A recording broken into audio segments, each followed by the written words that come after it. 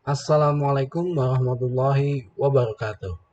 Jadi ini merupakan video penjelasan dari analisa implementasi atas investasi ya, analisa implementasi investasi di bagian yang kedua. Sebelumnya saya review sedikit, kita sudah sampai ke tahapan yang ketiga, yakni perencanaan sumber dana. Ya, setelah sebelumnya kita tahu mulai dari sini aja diklik ya. Kita udah tahu bahwa kita udah ada beberapa tahapan di dalam materi ini ya. Mulai dari perencanaan pendapatan kita udah kemarin di video penjelasan yang pertama, perencanaan biayanya udah kita hitung, kemudian juga perencanaan sumber dananya udah kita hitung. Nah, sekarang berlanjut ke tahapan yang keempat, yakni perencanaan laba rugi, perencanaan laporan keuangan. Nah, tuh dia ya. Nah, oke, banyak nih kan hitungannya ya. Jadi tenang, nanti kalau pas ujian soal ini keluar, saya sudah ngasih template-nya. Jadi kalian tinggal masukin aja angka-angkanya, nggak usah nulis lagi gitu ya. Jadi gampang lah. Ini cuman kelihatannya aja sulit, banyak angkanya aja gitu.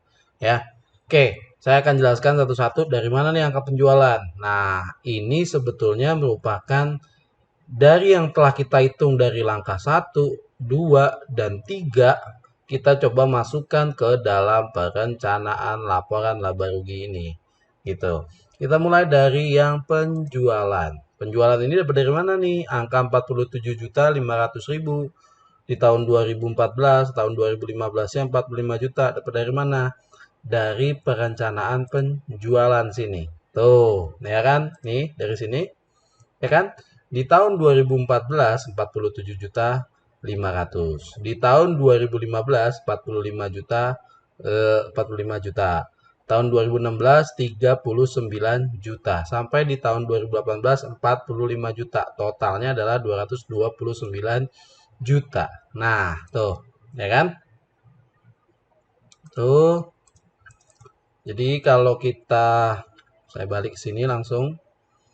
Jadi ketika kita masukkan di penjualannya 47 juta, 45 juta, 39 juta, ya 52 juta, dan terakhir di tahun 2018 45 juta didapat dari sini, dari tahapan yang pertama gitu. Kemudian yang kedua, harga pokok produksi. Nah, harga pokok produksi didapat dari langkah kita yang kedua. Dapat angka 15.750 dari mana nih? Dari sini. Nah, jadi kita akan menghitung dari biaya-biaya maupun baik itu biaya bahan baku. Ini kan ini bahan baku ya. Kemudian ada biaya tenaga kerja, ada biaya listrik. Sehingga totalnya adalah 45.000, ya kan? 45.000. Jadi untuk memproduksi per unit kerudung, ya kan? Kita akan mengeluarkan biaya produksinya adalah 45.000 untuk satu unit kerudung maupun pasmina. Nah, 45.000 ini ya, kita akan kalikan dengan berapa perencanaan pendapatan kita. Di tahun 2014 misalnya di sini 350 kan.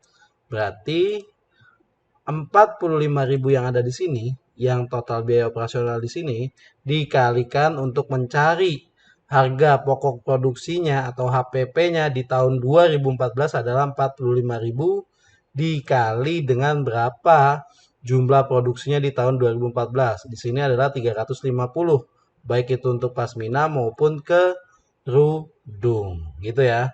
Sehingga saya udah contohin satu untuk mencari di tahun 2014. Ya, berarti kan 45.000, tadi kita udah lihat datanya, perakiraannya di tahun 2014 adalah 350 unit, 45.000-nya didapat dari perencanaan biaya-biaya, ya, biaya operasional, dikali dengan berapa unit yang akan kita produksi tahun 2014, dapatlah angka 15.750.000. Di tahun 2015 juga sama, berarti di tahun 2015 unitnya sama dong. Kita lihat. Tuh, di tahun 2015 unitnya sama. Di tahun 2016 unitnya beda nih 300, berarti lebih kecil kan? Cek.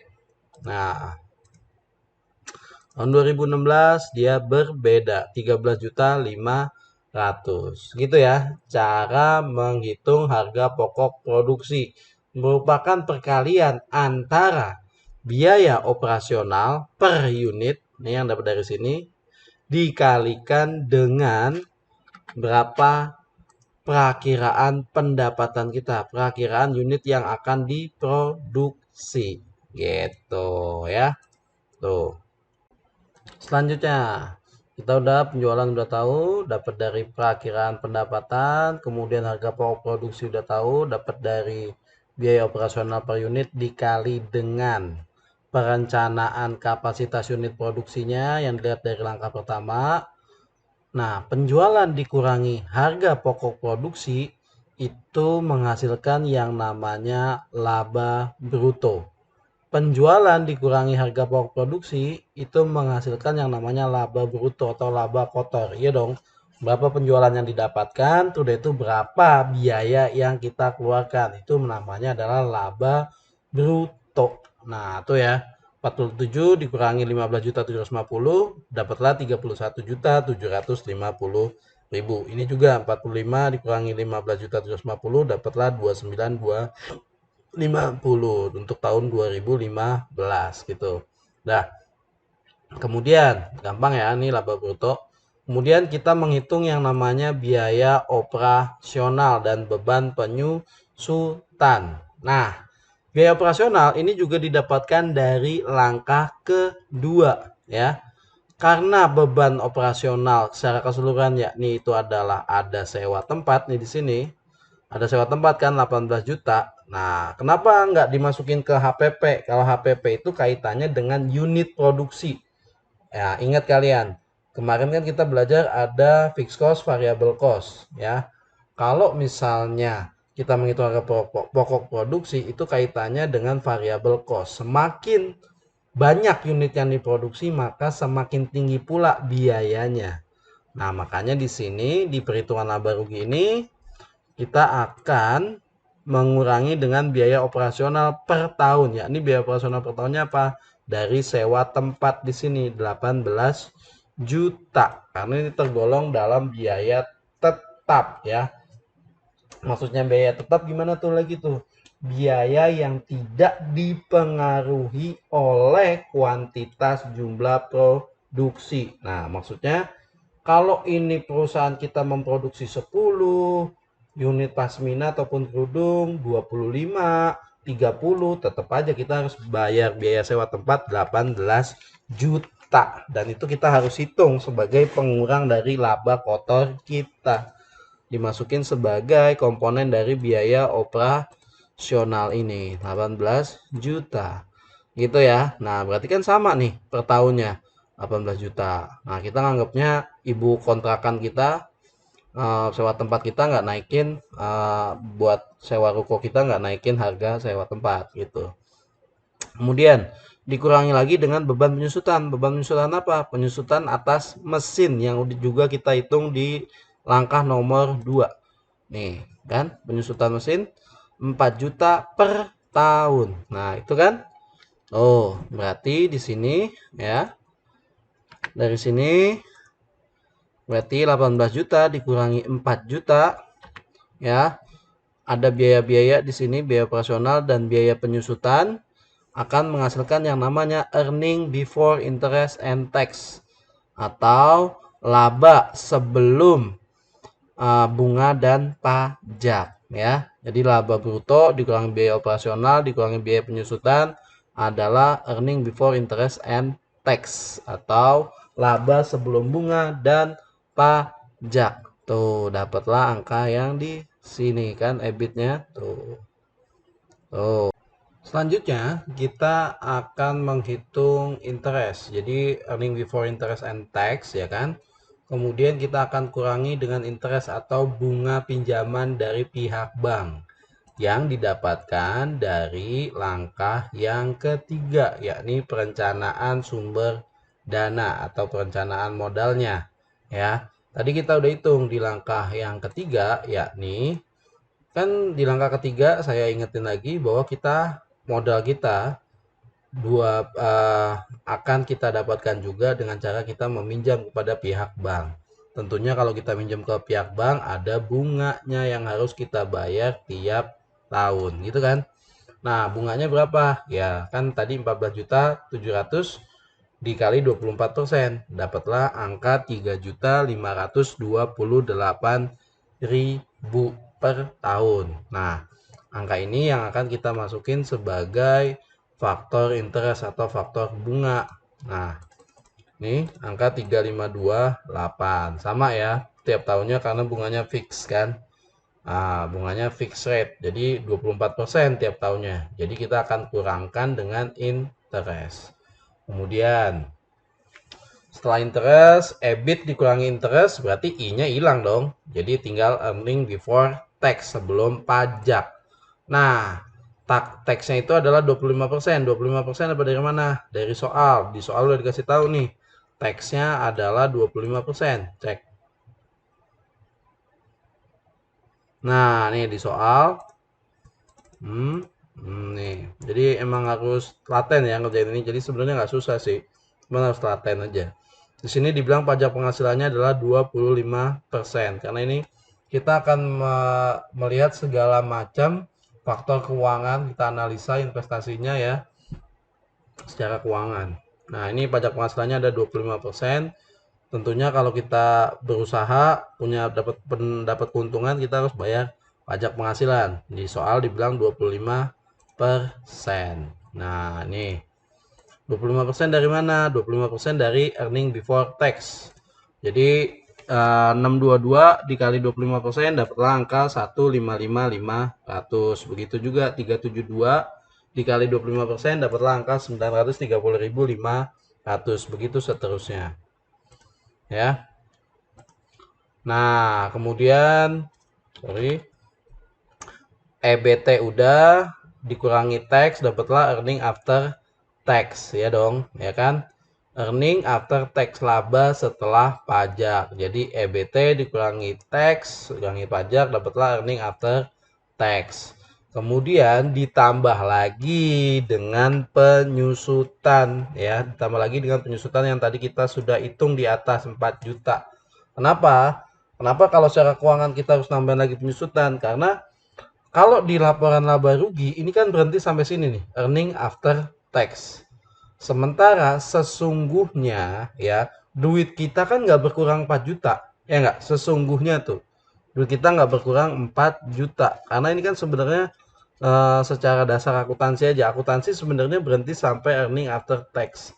Tapi dari sisi keuangan, duit kita nggak benar-benar nyusut 4 juta. Makanya untuk menghitung net cash flow pada akhirnya, menghitung aliran kas kita yang sebenarnya, kita harus tambahkan lagi biaya penyusutan yang kita sudah hitung di atas.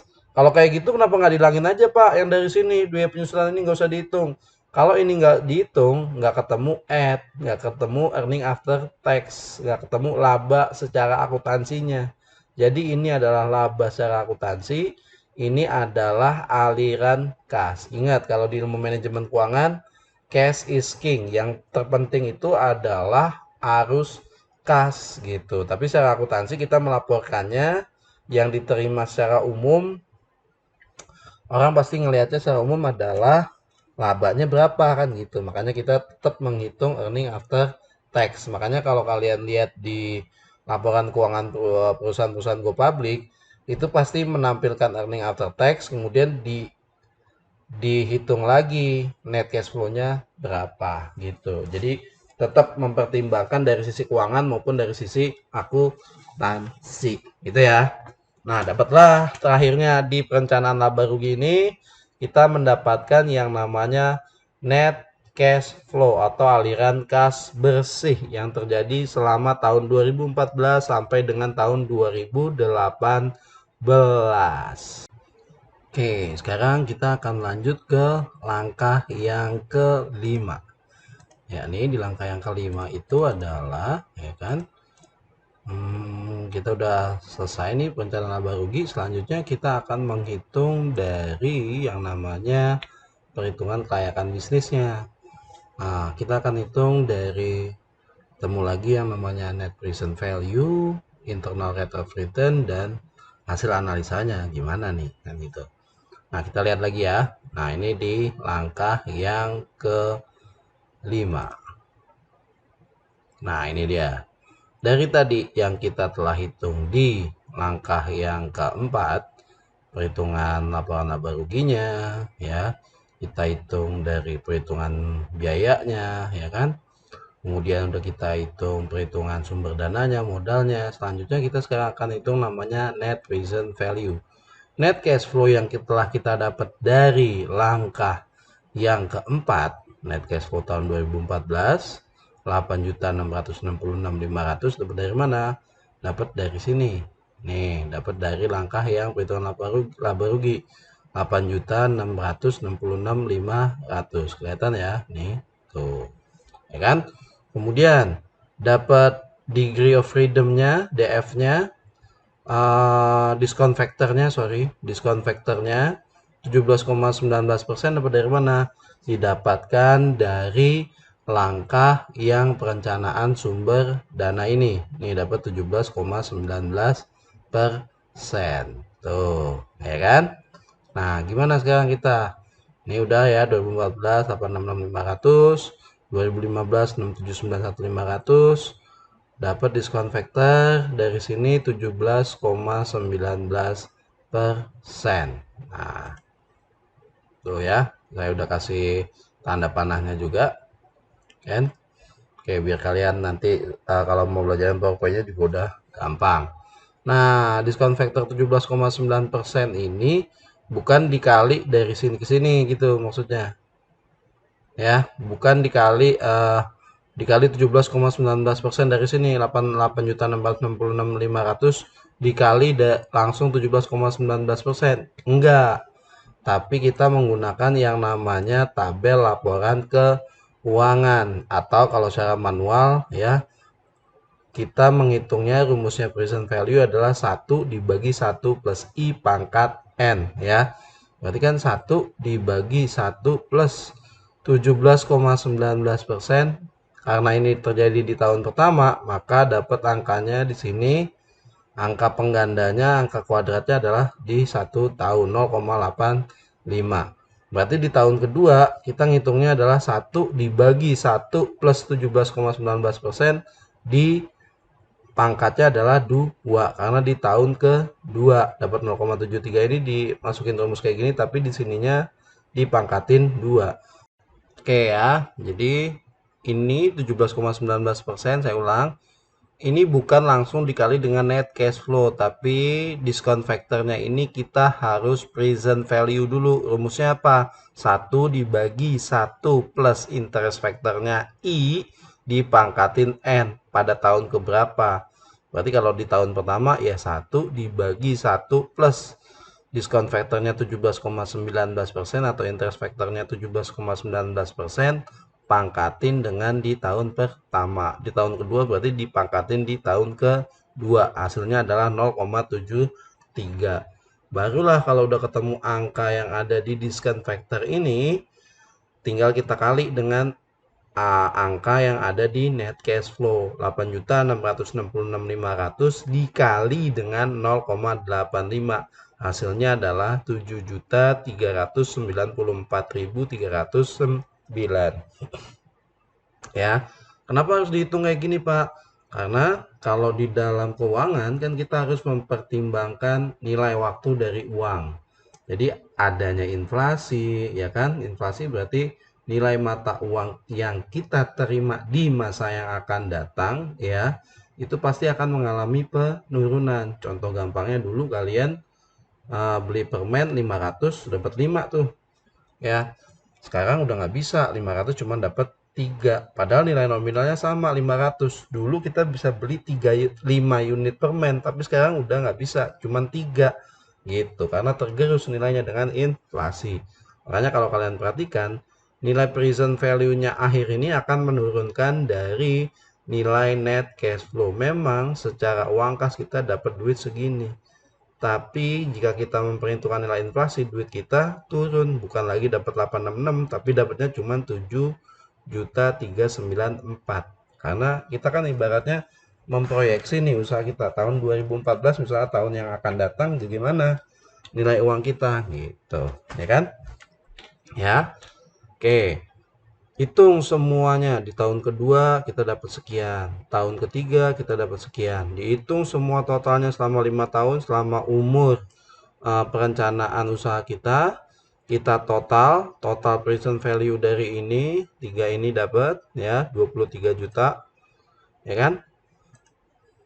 Kemudian investasi awalnya atau initial outlay-nya adalah yang telah kita lakukan di langkah perencanaan biaya, langkah yang kedua ya. Nah, kita lihat 20 juta dari mana? Dari total biaya investasi untuk pembelian mesin maupun instalasi ya. Jadi kita kurangkan dengan investasi awal pertama kali kita melakukan pembukaan usaha, pembelian mesin, instalasi, pokoknya yang kaitannya dengan fixed cost, biaya tetap ya. Kalau biaya operasional adalah biaya variabel ya. Kalau misalnya yang initial outlay ini kaitannya dengan fixed cost gitu ya. Dikurangi dengan 20 juta ya sebagai nilai investasi awal yang kita keluarkan di tahun pertama gitu ya. Nah, initial outlay-nya dikurang 20 juta berarti net present value-nya kita selama umur usaha kita 23 juta. Sedangkan nilai investasi outlay-nya pada saat awal kita mendirikan usaha kita harus ngeluarin modal sekitar 20 juta. Nah, berarti nilai NPV-nya tinggal dikurang nih, 3.565.871. 23 dikurangi 20 juta, dapatlah angka sekian. Tuh, itu ya. Tuh, untuk perhitungan net present value. Analisis dari NPV berarti ketika NPV-nya adalah positif kan berarti ini 23 dikurangi 20 berarti nilai yang kita akan terima selama 5 tahun yang akan datang nilainya masih lebih tinggi dibandingkan nilai investasi kita, dan itu kita sudah menghitung adanya penurunan uang, penurunan nilai atas mata uang kita ya karena inflasi kita sudah perhitungkan, tapi tetap kita masih menghasilkan nilai yang positif gitu ya. Nah, analisanya kalau nilai NPV-nya masih positif, maka secara keuangan kita masih menganggap hal ini layak. Usaha ini, perencanaan kita ini masih layak untuk dijalankan dari sudut pandang perhitungan net present value. Begitu ya. Oke, lanjut kepada perhitungan kelayakan bisnis yang kedua, yakni perhitungan yang namanya internal rate of return. Nah, nih. Oke, kita lihat. Tadi kan kita sudah menghitung net present value yang di perhitungan pertama dalam ruang lingkup itu perhitungan kelayakan bisnis. Selanjutnya kita akan menghitung yang namanya internal rate of return. Jadi kita akan mempolarisasikan. Maksudnya mempolarisasikan apa? Seberapa persen kah investasi nilai inflasi kita, nilai mata uang kita bisa tergerus. Nah, kita akan lihat nih ya. Rumusnya internal rate of return ini. IRR, internal rate of return adalah I1 adalah interest pada NPV positif. NPV positifnya kita udah dapat, yakni pada I 17,19%, pada bunga 17,19%, pada nilai inflasi 17,19%. Kemudian I2-nya adalah interest pada saat NPV-nya negatif. Jadi polarisasi kita harus melihat pada saat nilai NPV positif maupun pada saat NPV-nya negatif. Nah, itu ya. Ini rumusnya NPV 1 adalah NPV yang positif, NPV 2 adalah NPV yang negatif. Gimana caranya kita tahu persentase yang negatif? Kita bisa lakukan dengan cara trial and error. Kita coba-coba. Nah, sekarang kita coba masukin trial and error pada percobaan pertama. Maksudnya ini diskon faktornya kita ganti dengan 20%. Nah, pada saat diskon faktornya 20%, berarti nilai diskon faktornya ini akan berubah kan. Tadinya kalau 17,19% kan 0,85. Kalau 20% jadi 0,83. Kita ulangin lagi langkah yang perhitungan NPV berarti 866.500. Tapi kali ini dikalikan dengan 0,83. Hasilnya adalah ini. Ya kan? Kita hitung juga di langkah yang kedua. Berarti ketika 20% masukin lagi rumus yang 1 dibagi 1 plus I pangkat N. Berarti di tahun keduanya diganti pangkat kedua ya. Ya, lihat lagi rumus yang sebelumnya. Kita coba lagi 20%, kita hitung lagi NPV-nya, total present value yang kita dapatkan pada DF 20%, ternyata masih positif nih, 22 juta dikurangi 20 masih positif. Nah, sedangkan rumusnya kita harus menghitung sampai kepada nilai NPV yang negatif. Kalau dari 17 kita naikin 20% masih positif, tapi berkurang, berarti kita gedein trial and error-nya. Jangan kalian turunin jadi 17, jangan. Tapi gedein jadi 21. Ya, nih tadi perhitungannya saya ulang lagi nih di sini tadi 0,83. Nah, berarti kalau di sini masih positif ya, berarti kita harus naikin lagi percobaan kita pada DF yang lebih tinggi. Kita coba lagi di yang lebih tinggi. Nah, saya coba di sini adalah 25%. Lakukan lagi langkah yang sama. 1 plus 1 dibagi 1 plus. Berarti kali ini 25% ya untuk yang ini. Dapatlah angka 0,80. Ya kan? Ketika kita mencoba pada angka diskon faktornya 25%, nilai net present value kita mulai menunjukkan angka negatif 62.955. Dapat berarti kita sudah NPV pada nilai positif dan NPV pada nilai yang negatif. Kita masukkan rumus ini. Nah, NPV positifnya yakni terjadi pada saat interestnya 17,19% kan, nih masuk sini. Ditambah NPV positifnya berapa hasilnya? 23 juta. NPV positifnya adalah pada saat di sini 35657871 gitu. Kemudian kita bagi lagi 3565 pada NPV yang positif, NPV 1 35657871 dikurang ya. Kan ini berarti kan ditambah dikurang ya. Jadi jangan minta kalian nambah, enggak. Jadi ini mengurangi ya. Jadi dikurangi dengan 6 pada saat NPV-nya negatif. Jadi ini pasti akan mengurangi. Walaupun di sini negatif, pasti ini harus berkurang ya. Nah, kebanyakan teman-teman salah tuh kalau pas ngitung ini. Min ketemu min jadi plus. Enggak. Jadi ini harus jadi tetap negatif. Gitu. Dikali lagi dengan NPV dengan nilai diskon faktor positif berapa? 17,19% dikurangi 25% pada saat diskon faktornya negatif. Dapatlah angka ini dari hasil perhitungan ini. Tuh. Gitu ya. Dapatlah angka 25,14%. Analisanya gimana nih? Analisanya begini ya. Jika nilai internal rate of return-nya lebih tinggi daripada biaya modal kita, weight average cost of capital dari rata-rata biaya modal kita, maka usaha kita termasuk layak untuk dijalankan. Nilai WACC kita yang didapat dari mana tuh Pak? Nilai WACC itu yang didapatkan dari angka yang di sini nih. Weight average of cost of capital nih. WACC kita 17,19% kan tadi. Tuh. Ini kan 17,19% kan? Nih. Tuh. Dari perhitungan biaya modal kita.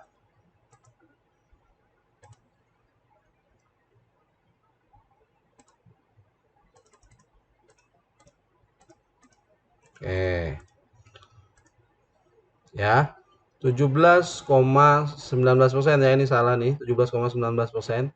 Berarti nilai IRR kita lebih tinggi dibandingkan dengan nilai WACC kan. Berarti kalau nilai IRR-nya lebih tinggi daripada nilai WACC yang udah kita hitung dari sini, maka usaha ini layak untuk dijalankan.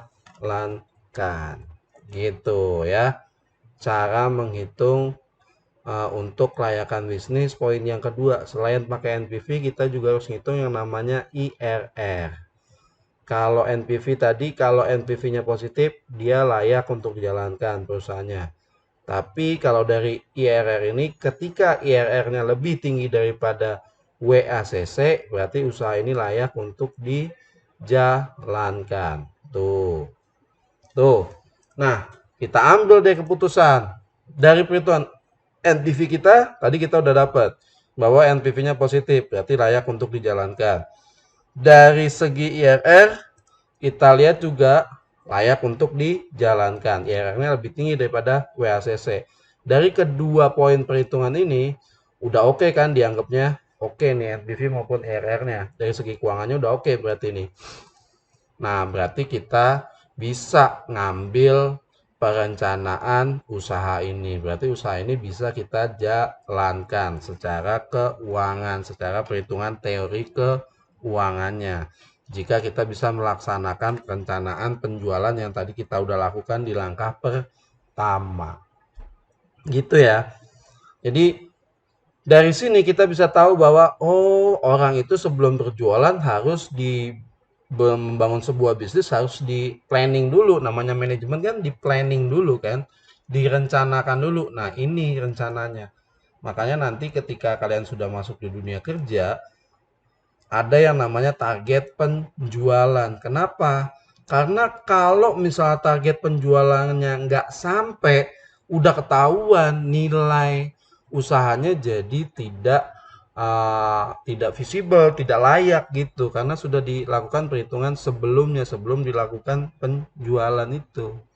Gitu. Makanya garda utamanya perusahaan itu ada di bagian pemasaran karena dia harus sampai dengan target supaya angka-angka ini tercapai. Angka-angka yang direncanakan ini tercapai. Oke, gitu langkah-langkah yang dilakukan dalam analisa investasi usaha. Gitu ya. Itu ya. Oke. Oke. Jadi ini ya materi kita hari ini. Jadi ada 2 kali pertemuan berkelanjutan, pertemuan sebelumnya sama pertemuan yang sekarang, pembahasan mengenai analisa implementasi dan keputusan investasi. Jadi dalam materi ini kita membahas bagaimana cara kita merancang suatu perencanaan usaha dan akhirnya kita bisa menilai kan usaha atau investasi ini layak nggak untuk dijalankan. Dari beberapa tahapan tersebut, ada beberapa tahapan, ada 6 tahapan ya, mulai dari ngerancang perakiraan pendapatannya, merancang uh, merancang perakiraan pendapatan, terus dari itu merancang pembiayaannya, ya, merancang sumber dananya, ya. Kemudian kita ngitung laporan laba ruginya, kemudian kita hitung juga analisa kelayakan usahanya, kelayakan bisnisnya dengan 2 sudut pandang, yakni NPV sama internal rate of return. Baru terakhir kita bisa mengambil keputusan investasi, menolak atau melanjutkan perancangan usaha kita, gitu ya. Nah, oke, ini akhir pertemuan kita untuk pembahasan analisa implementasi dan keputusan investasi, dan juga akhir dari pertemuan kita menjelang Ramadan ya, menjelang Idul Fitri ya. Jadi saya sekalian juga memohon maaf apabila terdapat kesalahan ya dalam cara penyampaian. Saya meminta maaf.